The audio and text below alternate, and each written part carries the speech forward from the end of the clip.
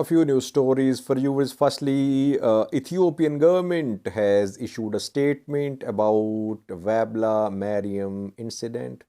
Since last night, I have been updating you about this religious tension on Oromia Addis Ababa border. Now we have an official statement of the government. What is the government saying about this incident?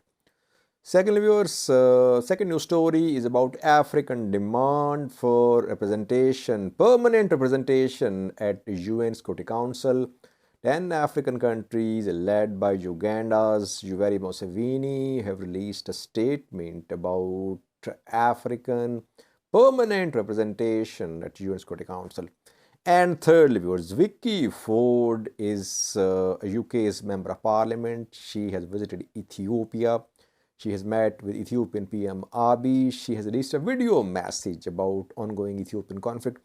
And UK's government has announced some financial assistance for Ethiopian government as well. 14.5 million British pounds have been announced as aid by Vicky Ford. We have video statement of Vicky Ford for you. Firstly, viewers, since last night, I have been updating you about religious tension on Oromia Addis Ababa border. The tension has been resolved now because the ark of Weybela Mariam has reached its destination. Tensions were high last night when I broke this news on this channel. And Ethiopian government firstly has admitted that there were casualties and some injured as well in this incident. The incident happened on the border of Buraya, which is in Oromia, and Kolfe Kiraniyo, Addis Ababa. So it was on Addis Ababa, Oromia border. Ethiopian government says that it will investigate this incident. Perpetrators will be brought to justice. When I reported about this incident, people said, Sajid, it's a small incident and you are covering it. Come on, you're looking for just fueling tensions in Ethiopia. It wasn't a small incident, viewers. It could have led to huge impact. It could have led to serious escalation. 3 casualties are being reported. So we pointed it out in a timely manner to sensitize people about the gravity of the situation. It was done in good intention, with good intention. One thing which I want to point out is that a similar incident happened on this spot last year as well. So this year, Ethiopian government, Oromia regional government and Addis Ababa city government, they should have ensured security arrangements. Their homework was not properly done. That is why we saw this escalation, which has cost some lives.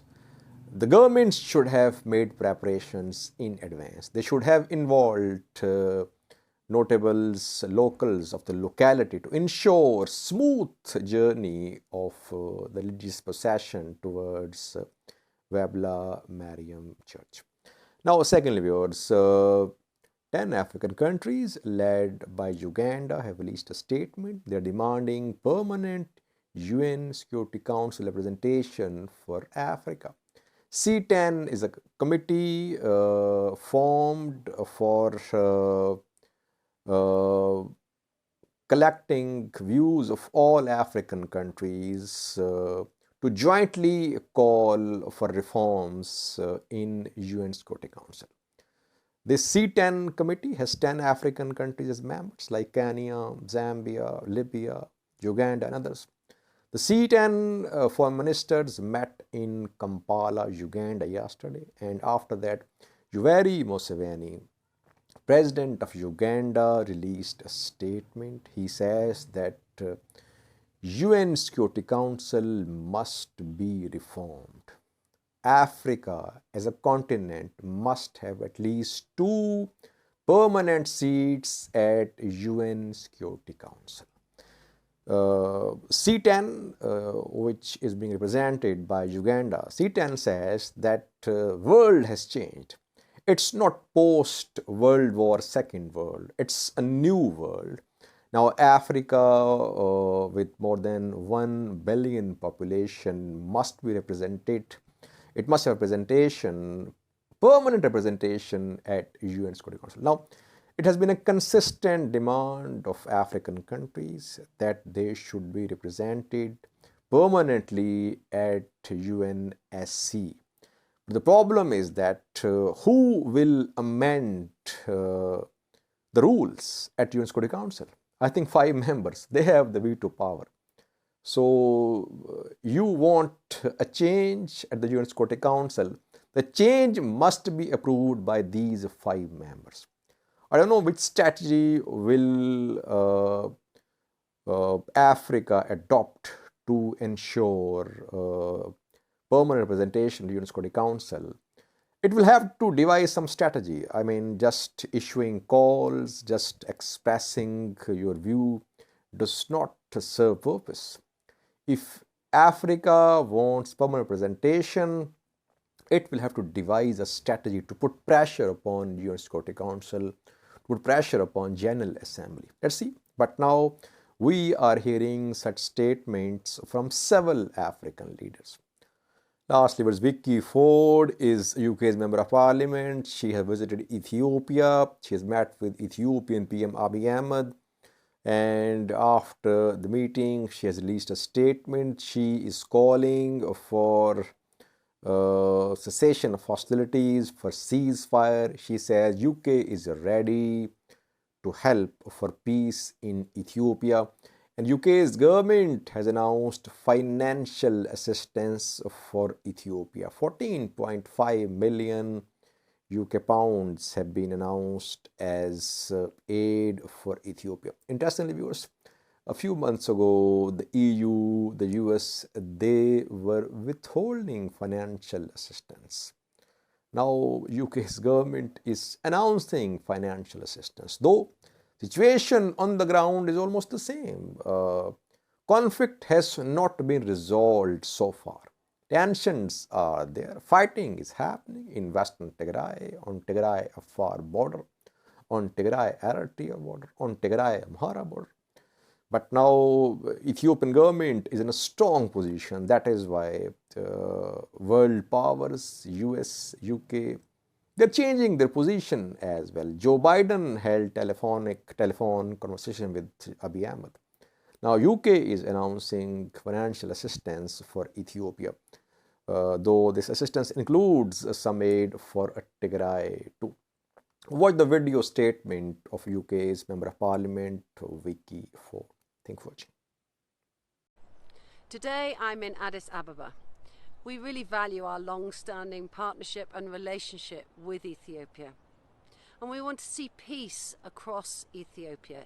So we really welcome the new efforts have been started to move forward a peace process.